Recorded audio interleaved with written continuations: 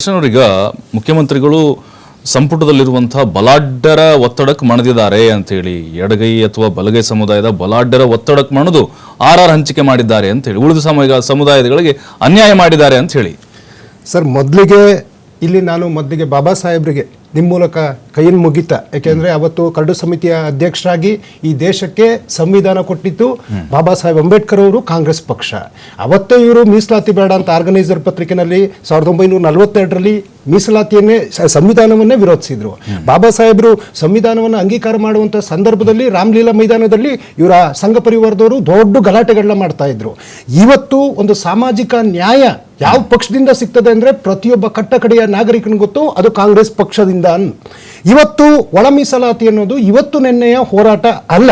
ಹೌದು, ಧರ್ಮಸಿಂಗ್ ಅವರ ಕಾಲದಲ್ಲಿ ಸದಾಶಿವಯ್ಯವರ ಆಯೋಗವನ್ನ ಮಾಡಿದ್ರು. ನಂತರ ಅದು ಮುನ್ನಾಲೆಗೆ ಬರಲೇ ಇಲ್ಲ. ಸೊ ಅವಾಗ ನೋಡಿದ್ರೆ ಅಧಿಕಾರದಲ್ಲಿ ಕುಮಾರಸ್ವಾಮಿ ಅವರು ಬಂದ್ರು, ಅವ್ರಿಗೆ ಅವಕಾಶಗಳಿತ್ತು. ಯಡಿಯೂರಪ್ಪನವ್ರು ಬಂದ್ರು, ಜಗದೀಶ್ ಶೆಟ್ಟರು ಬಂದ್ರು, ಸದಾನಂದ ಗೌಡರು ಬಂದ್ರು. ಆದ್ರೆ ಇದಕ್ಕೆ ಕೈ ಹಾಕೋದು ಅಂತ ಕೆಲಸವನ್ನ ಇವರು ಮಾಡಲಿಲ್ಲ. ಮತ್ತೆ ಮಾನ್ಯ ಸಿದ್ದರಾಮಯ್ಯನವರು ಈ ರಾಜ್ಯದ ಮುಖ್ಯಮಂತ್ರಿಯಾಗಿ ಕಾಂಗ್ರೆಸ್ ಪಕ್ಷ ಅಧಿಕಾರಕ್ಕೆ ಬಂದ ಮೇಲೆ 2015ರಲ್ಲಿ ಕಾಂತರಾಜು ಆಯೋಗವನ್ನ ಮಾಡಿದ್ವಿ. ಕಾಂತರಾಜು ಆಯೋಗಕ್ಕೆ ಸುಮಾರು 157 ಕೋಟಿ ರೂಪಾಯಿ ಹಣನೂ ಖರ್ಚಾಯಿತು. ಆದ್ರೆ ನಮ್ಮ ದುರ್ದೈವ 2018ರಲ್ಲಿ ನಮ್ಮ ಸರ್ಕಾರ ಬಿದ್ದೋಯ್ತು. ಅಷ್ಟೊತ್ತಿಗೆ ಆ ಒಂದು ಆಯೋಗದ ವರದಿ ಬಂದಿತ್ತು. ಬಿಜೆಪಿನವರಿಗೆ ಮತ್ತೊಮ್ಮೆ ಯಡಿಯೂರಪ್ಪನವ್ರಿಗೂ ಅವಕಾಶ ಇತ್ತು, ಬೊಮ್ಮಾಯಿಯವ್ರಿಗೂ ಅವಕಾಶ ಇತ್ತು. ಅದಕ್ಕೋಸ್ಕರ ಜಯಪ್ರಕಾಶ್ ಹೆಗಡೆ ಅವರ ನಿಯೋಗದಲ್ಲಿ ಒಂದು ಆಯೋಗವನ್ನ ಮಾಡಿದ್ರು. ನಿಮ್ಮ ಕೈಗೆ ಅವರ ವರದಿಯನ್ನು ತಲುಪಿದ್ರೂ ಸಮೇತ ನೀವು ಒಳ ಮೀಸಲಾತಿ ಇದಕ್ಕೆ ವಿಚಾರಕ್ಕೆ ಕೈಯೂ ಹಾಕ್ಲಿಲ್ಲ, ತಲೆನೂ ಹಾಕ್ಲಿಲ್ಲ. ನಮ್ಮ ಸರ್ಕಾರ ಬಂದ ದಿನದಿಂದ ಬಿಜೆಪಿಯವರು ಏನ್ ಹೇಳ್ತಾ ಇದ್ರು, ನಿಮ್ ಕೈಲಿ ಮಾಡೋದಕ್ಕಾಗಲ್ಲ, ನಿಮ್ ಕೈಲಿ ಮಾಡೋದಕ್ಕಾಗಲ್ಲ. ಇದು ನಮ್ಮ ಸರ್ವೆಗಳು ಶುರು ಮಾಡಿದ್ವಿ sir. We took around 90 days ಅಂತ ಅನ್ಕೊಳ್ತೀನಿ. ಒಂದು ಪರ್ಟಿಕ್ಯುಲರ್ ಟೈಮ್ ಇಟ್ಕೊಂಡು ನಾವು ತಾಂತ್ರಿಕವಾಗಿ ವೈಜ್ಞಾನಿಕವಾಗಿ ಇವರ ಶೈಕ್ಷಣಿಕ, ಸಾಮಾಜಿಕ, ಒಂದು ಆರ್ಥಿಕವಾದಂತಹ ಸಮೀಕ್ಷೆಯನ್ನ ಮಾಡ್ತೀವಿ ಅಂದಾಗ ಅದನ್ನೇ ಗೇಲಿ ಮಾಡ್ತಾ ಹೋದ್ರು. ನಾವು ಡಾಕ್ಟರ್ ನಾಗಮೋಹನ್ ದಾಸ್ ಅವರ ಒಂದು ಏಕಸದಸ್ಯ ಪೀಠದ ಸಮಿತಿಯಿಂದ ವರದಿಯನ್ನ ತೆಗೆದುಕೊಳ್ಳೋದಕ್ಕೆ ಹೋದ್ವಿ. ಈವನ್ ನಮ್ಮ ಯಾವ ಮಟ್ಟಕ್ಕೆ ನಮ್ಮನ್ನ ಪ್ರತಿ ಹಂತದಲ್ಲೂ ಅವಮಾನಿಸುವಂತ ಕೆಲಸ. ಸುಪ್ರೀಂ ಕೋರ್ಟ್ ಆದೇಶ, ಇಲ್ಲಿ ಸುಪ್ರೀಂ ಕೋರ್ಟ್ ನಿರ್ದೇಶನ ಗಾಳಿ ತೂರಿದಿರಿ ಅಂತ ತಾವು ಆರೋಪ ಕಾಂಗ್ರೆಸ್ ಸರ್ಕಾರ. ಸರ್, ನಾಗಮೋಹನ್ ದಾಸ್ ಅವರ ವರದಿಯಲ್ಲಿ 5 ಭಾಗಗಳನ್ನು ಮಾಡಲಾಗಿತ್ತು, ABCD ಅಂತ ಹೇಳಿ. ನೀವು ಮಾಡಿದ 3 ವರ್ಗ ಮಾಡಿದ್ದೀರಿ ಅಲ್ವಾ, ABC ಅಂತ ಹೇಳಿ. ಅಂದ್ರೆ 5 ವರ್ಗವನ್ನು ಮಾಡಿದ್ರೆ ಸಾಮಾಜಿಕ ನ್ಯಾಯ ಸರಿಸಮಾನವಾಗ್ತಾ ಇತ್ತು ಅಂತ ಹೇಳಿ ನೀವು ಅದನ್ನು 3 ಕೇಳಿಸ್ಬಿಟ್ರಿ ಅಂತ. ನಿಮಗೆ ಮನಸ್ಸಿಗೆ ಬಂದ ಹಾಗೆ ನಿಮಗೆ ಯಾರ್ಯಾರಿಗೆ ಬೇಕೋ ಅವ್ರಿಗೆ ವೋಟ್ ಬ್ಯಾಂಕ್ ಯಾರಿಗೆ ಬೇಕೋ ಅವ್ರಿಗೆ ಮಾಡಿಬಿಟ್ರಿ. Sir, it is not a vote bank politics sir.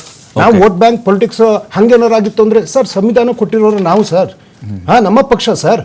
ಇವತ್ತು ಏನು ನಾಗಮೋಹನ್ ದಾಸ್ ಅವರ ವರದಿ ನಾವು ಸರ್ವೆಗಳಾಗಬೇಕಾರಂದ್ರು, ನಮ್ಮ ಮನೆಗೆ ಬಂದಿಲ್ಲ, ಇವ್ರು ಯಾರನ್ನು ಭೇಟಿ ಆಗ್ತಾ ಇಲ್ಲ, ಇವ್ರು ಯಾರಿಗೂ ಸಿಕ್ಕಿಲ್ಲ ಅಂತ ಹೇಳಿ ಕೊನೆಗೆ ಎಲ್ಲಿ ತನಕ ಟ್ರೋಲ್ ಮಾಡೋದಕ್ಕೆ ಹೋಯ್ತು ಅಂದ್ರೆ ನಾವು ಸ್ಕ್ಯಾನರ್ಗಳನ್ನೆಲ್ಲ ಹಾಕಿದ್ವಿ. ಏನು ಅಂಗಡಿಗಳಲ್ಲಿ ಹಾಕಿದ್ರೆ ಆ ಸ್ಕ್ಯಾನರ್ ಹಾಕಿದ ತಕ್ಷಣ ಟೆಕ್ನಾಲಜಿ ಇದೆ ಅಂತ ಅಲ್ಲಿ ಕೆಳಗಡೆ ಮೊಬೈಲ್ ನಂಬರು ನನ್ನ ಮನೆಗೂ ಬಂದಿದ್ದಾರೆ, ನಿಮ್ಮ ಮನೆಗೂ ಬಂದಿದ್ದಾರೆ.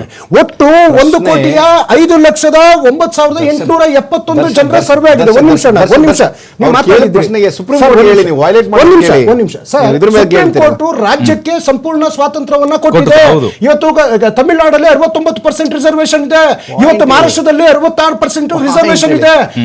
ಈಗ ಇರುವಂತ ವಿಚಾರ ಕೆಲವೊಂದು ಪಂಗಡಗಳಿಗೆ ಅನ್ಯಾಯ ಅನ್ನುವಂತ ಕೂಗಿದ್ದಿದೆ. ಕೆಲವರು ಹೋರಾಟಗಳನ್ನ ಫ್ರೀಡಂ ಪಾರ್ಕ್ ಅಲ್ಲಿ ಮಾಡ್ತಾ ಇದ್ದಾರೆ. ಈ ಬಿಜೆಪಿನವರಿಗೆ ಈ ಏನು ಮೀಸಲಾತಿಯನ್ನು ಕೊಡಕ್ಕಾಗ್ದಿಲ್ದವರು ಇವತ್ತು ಅಲ್ಲಿಗೆ ಹೋಗಿದ್ದಾರೆ. ಮತ್ತೆ ನಾವು ನ್ಯಾಯ ಕೊಡ್ತೀವಿ, ನಾವು ಕೊಟ್ಟಿಲ್ಲ ಅವತ್ತು.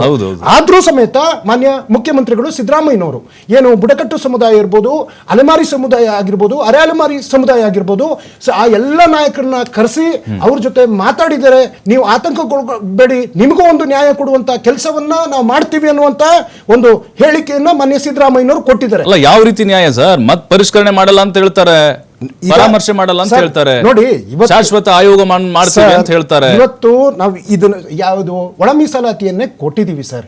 ಅದ್ರಲ್ಲಿ ಯಾರಿಗಾದ್ರೂ ವಂಚನೆ ಆಗಿದ್ರೆ ಅವರು ನಮ್ಮವರೇ, ನಾವು ಕೈ ಬಿಡುವಂತ ಚಿಂತನೆಗಳು ಇಲ್ಲ. ಇವರೇನಾದ್ರೂ ಮಾಡಿ ಮಾತಾಡಿದ್ರೆ ನಮ್ಮ ಪ್ರತಿಯೊಂದು ಹಂತದಲ್ಲೂ ಅವಮಾನಿಸುವಂಥದ್ದು, ಟೀಕಿಸುವಂಥದ್ದು ಅವರ ಕರ್ತವ್ಯ ಇರ್ಬೋದು ವಿರೋಧ ಪಕ್ಷ ಆಗಿ. ಆದ್ರೆ ಏನಾದ್ರೂ ಕಿಂಚಿತ್ತು ಒಂದು ಸಾಧನೆ ಮಾಡಿದ್ರೆ, ಏನ್ ಸಾಧನೆ ಮಾಡಿದ್ರು? ಇದು ಮುಸ್ಲಿಮ್ರು ಕಿತ್ರು, ಒಕ್ಕಲಿಗರಿಗೂ ಲಿಂಗಾಯತರಿಗೂ ಅಂತೇಳಿ ಮುಸ್ಲಿಮ್ರು 4% ಕಿತ್ರಲ್ವಾ, ಅದನ್ನ ತಗೊಂಡೋಗಿ ಒಕ್ಕಲಿಗರಿಗೆ 2% ಅಂತ, ಲಿಂಗಾಯತರಿಗೆ 2% ಅಂತ. ಎಲ್ಲಿ ತನಕ ಹೋಯ್ತು? ರಾಜ್ಯಪಾಲರ ಅಂಗಳಕ್ಕೆ ಹೋಯ್ತು ಹೊರತು ಅದು ಬರ್ಲಿಲ್ಲ ಸರ್. ಈ ದೇಶದಲ್ಲಿ ಕೇವಲ 10% ಇರ್ತಕ್ಕಂಥ ಜಾತಿಗಳಲ್ಲಿ ಯಾರು ಮೇಲೂ ಅಲ್ಲ, ಯಾರು ಕೀಳು ಅಲ್ಲ. ಇದು ನನ್ನ ಭಾವನೆ. ಈ ಒಂದು ಹೇಳ್ಕೊಳ್ಳುವಂತ ವ್ಯಕ್ತಿಗಳಿಗೆ ಇವತ್ತು ಶೈಕ್ಷಣಿಕವಾಗಿ, ಆರ್ಥಿಕವಾಗಿ ಮತ್ತೆ ಸಾಮಾಜಿಕವಾಗಿ 10% ಕೊಟ್ರಲ್ಲ, ಇವತ್ತು ನಿಮ್ಗೆ IAS, IRS ಅಥವಾ IFS ಅಥವಾ ಯಾವುದು ಚೀಫ್ ಜಸ್ಟಿಸ್ ಎಲ್ಲಾ ಹುದ್ದೆಗಳು ಕೇವಲ ಒಂದು ಜಾತಿಗೆ ಸೀಮಿತವಾಗಿತ್ತಲ್ವಾ? ನಿಮಗೆ ಅವಾಗ ಕಾಣ್ಲಿಲ್ವಾ ಈ ಸಮುದಾಯಗಳು? ಇವತ್ತು ಕೇಂದ್ರ ಸರ್ಕಾರಕ್ಕೆ ಕಾಣ್ಲಿಲ್ವಾ? ಕೇಂದ್ರ ಸರ್ಕಾರಕ್ಕೆ ಎಷ್ಟು ಜಾತಿ ನಾವೇ ಕೇಳಿದೀವಿ OBC ವಿಚಾರದಲ್ಲೆಲ್ಲ ಸಮೇತ ಅನ್ಯಾಯ ಮಾಡುವಂತ ಕೆಲಸವನ್ನ ಬಿಜೆಪಿಯವರು ಮಾಡ್ತಾ ಬಂದಿದ್ದಾರೆ. ಮೊದಲಿಗೆ ಸಂವಿಧಾನವನ್ನ ವಿರೋಧಿಸ್ತವ್ರು ಇವರು. ಖಂಡಿತ ಸರ್, ನಾನು ಬರ್ತೀನಿ.